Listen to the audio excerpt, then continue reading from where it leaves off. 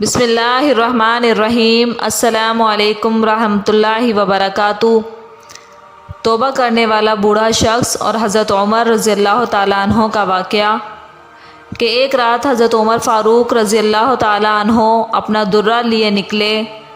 حضرت ابن مسعود رضی اللہ تعالیٰ عنہ بھی آپ کے ساتھ تھے۔ آپ نے ایک گھر میں آگ کی روشنی دیکھی۔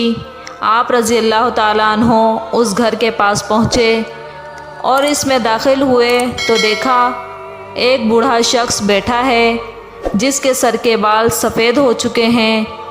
اس کے سامنے شراب رکھی ہے اور ایک لونڈی گانا گا رہی ہے۔ حضرت عمر رضی اللہ تعالیٰ عنہ نے اس پر دھاوا بولا اور فرمایا، میں نے اس بوڑھے سے زیادہ قبیح منظر رات کے وقت نہیں دیکھا، جو بوڑھا اپنی اجل کا انتظار کر رہا ہے۔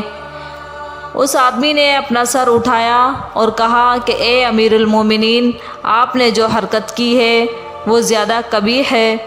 آپ نے ٹوہ لگائی، حالانکہ آپ نے خود ٹوہ لگانے سے منع کیا ہے، اور دوسرا یہ کہ آپ بلا اجازت داخل ہوئے ہیں۔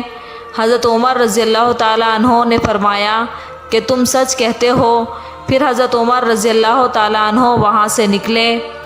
آنکھوں سے آنسو رواں تھے اور رنجیدہ خاطر ہو کر کہنے لگے، عمر، تیری ماں تجھ پر روئے، اگر پروردگار نے اسے معاف نہ کیا تو کیا بنے گا؟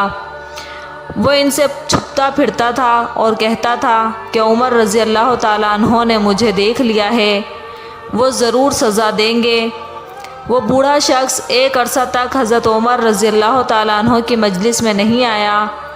ایک روز حضرت عمر رضی اللہ تعالیٰ عنہ لوگوں کی ایک جماعت کے ہمراہ بیٹھے تھے کہ اچانک ایک آدمی آیا جسے وہ اپنے آپ کو چھپا رہا ہو اور مجلس کے آخر میں آ کر بیٹھ گیا۔ حضرت عمر رضی اللہ تعالیٰ عنہ کی اس پر نظر پڑ گئی۔ فرمایا کہ اس بوڑھے آدمی کو میرے پاس لاؤ۔ ایک آدمی اس کے پاس آیا اور اس سے کہا کہ امیر المومنین کے پاس جاؤ۔ وہ آدمی اٹھا۔ حضرت عمر رضی اللہ تعالیٰ عنہ کا خوف سر پر سوار تھا کہ وہ ضرور اس کو سزا دیں گے۔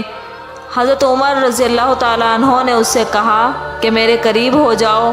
اس کو اپنے قریب کرتے رہے یہاں تک کہ اپنے ساتھ بٹھا لیا اور آہستہ آواز میں اس کے کان میں کہا کہ سنو، اس ذات کی قسم جس نے محمد صلی اللہ علیہ وسلم کو حق کے ساتھ بھیجا ہے، میں نے لوگوں میں سے کسی کو بھی اس واقعے کی خبر نہیں دی جس کا میں نے مشاہدہ کیا تھا، حتیٰ کہ ابن مسعود رضی اللہ تعالیٰ عنہ کو بھی نہیں بتایا جو کہ میرے ساتھ تھے۔ اس آدمی نے بھی کہا کہ اے امیر المومنین، اپنا کان قریب کیجئے۔ پھر کان میں کہنے لگا کہ اس ذات کی قسم جس نے محمد صلی اللہ علیہ وسلم کو حق کے ساتھ بھیجا ہے، میں نے بھی وہ کام دوبارہ نہیں کیا یہاں تک کہ میں اپنی اس جگہ پر بیٹھ گیا۔ حضرت عمر رضی اللہ تعالیٰ عنہ نے اپنی آواز کو بلند کرتے ہوئے اللہ اکبر کہا۔ لوگ نہ سمجھے کہ آپ رضی اللہ عنہ نے کس وجہ سے تکبیر کہی۔ معزز ناظرین، امید کرتی ہوں کہ آپ کو میرا واقعہ اچھا لگا ہوگا۔ اگر واقعہ پسند آئے تو پلیز میری ویڈیو کو لائک ضرور کیجیے گا اور جاتے جاتے میرے چینل کو سبسکرائب ضرور کیجیے۔ ملتے ہیں ایک نئے واقعے کے ساتھ، تب تک کے لیے اللہ حافظ۔